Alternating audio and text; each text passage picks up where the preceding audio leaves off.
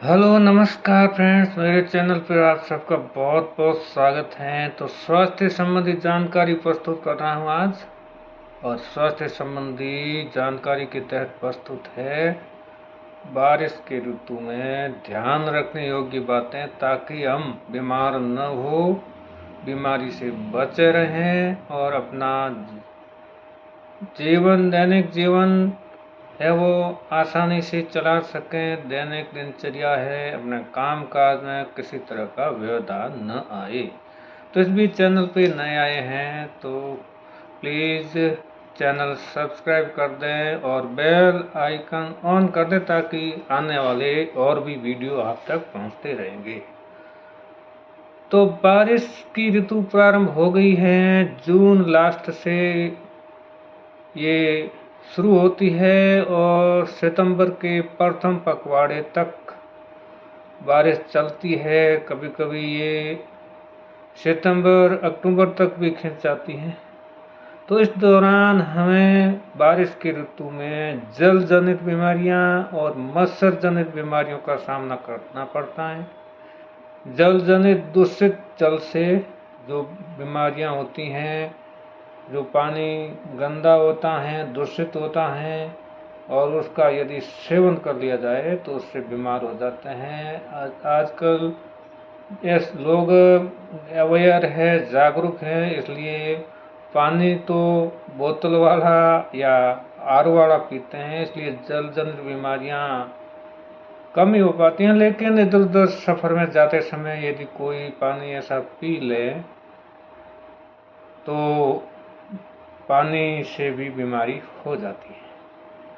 तो प्रस्तुत है जानकारी मच्छर जनित बीमारियों के बारे में। और मच्छर जनित बीमारियां होती हैं मच्छरों से, जैसा कि जाहिर है, और मच्छर पनपते हैं बारिश की ऋतु में। जब पानी इकट्ठा रहता है गड्ढों में, बड़े जल स्रोतों में, और उनमें मच्छर पैदा हो जाते हैं। मच्छर पैदा होने से रोकें, कैसे रोक सकते हैं?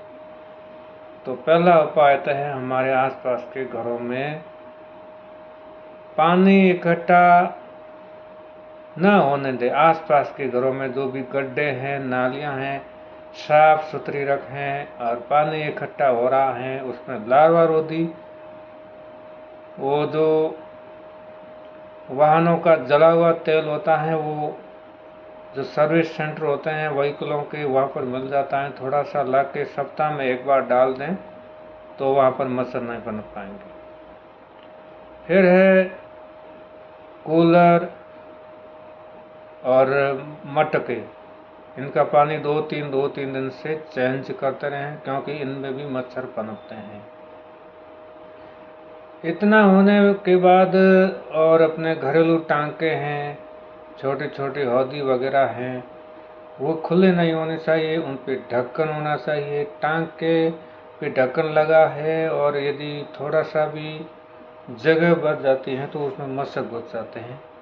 तो उसके ऊपर कोई चूनड़ी है या कोई कपड़ा, बड़ा कपड़ा टांके के ढक्कन के ऊपर रात के समय रख देना चाहिए। और टांके का जो पानी निकासी का एक और साइड में जो हॉल होता है, उसको भी बंद करके रखें, ताकि रात को सोते समय मच्छर टांके से निकल के अपन को काट न ले।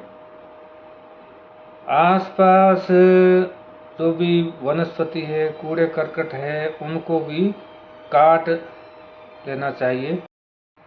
तो मैं बता रहा था कि कूड़ा करकट है वो नहीं होना चाहिए, कचरा नहीं होना चाहिए। आसपास हरी झाड़ियाँ हैं, कांटों वाली झाड़ियाँ, उनको भी काट देना चाहिए और कचरे को जला देना चाहिए, ताकि उसमें मच्छर न पनपे और मच्छरों को रहने की जगह न मिले। इसके अलावा अपने छत के ऊपर हम कबाड़ रख देते हैं, और अक्सर लाइट करते हैं, हम छत के ऊपर जाते हैं और कबाड़ में छिपे मच्छर हमें काट लेते हैं। तो कबाड़ को भी हटा देना चाहिए, कबाड़ी को बेच देना चाहिए। और यदि कोई ज़रूरी सामान है तो उसको प्लास्टिक वगैरह से अच्छी तरह ढक देना चाहिए, ताकि उसमें मच्छर छिपे ना और हमें काटे ना। ये सावधानी रखनी है। और इसके अलावा और भी सावधानियाँ बहुत होती हैं, तो ऐसे हमारा बचाव हो जाता है। और बचाव हो जाता है तो हमें मलेरिया, डेंगू जैसे मच्छर जनित रोग नहीं होते हैं, और रोग नहीं होंगे तो हमारा शरीर स्वस्थ रहता है। शरीर स्वस्थ रहेगा तो हम अपने दैनिक जीवन के कार्य आसानी से कर पाएंगे।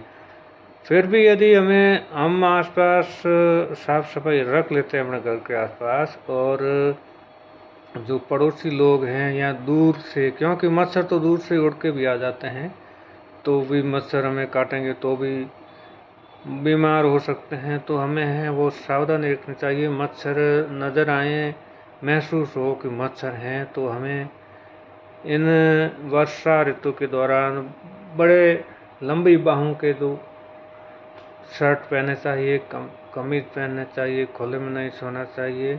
खुले में सो रहे हैं तो मच्छरदानी का उपयोग करना चाहिए ताकि मच्छर न काटें। बड़े बुजुर्गों का ध्यान रखें।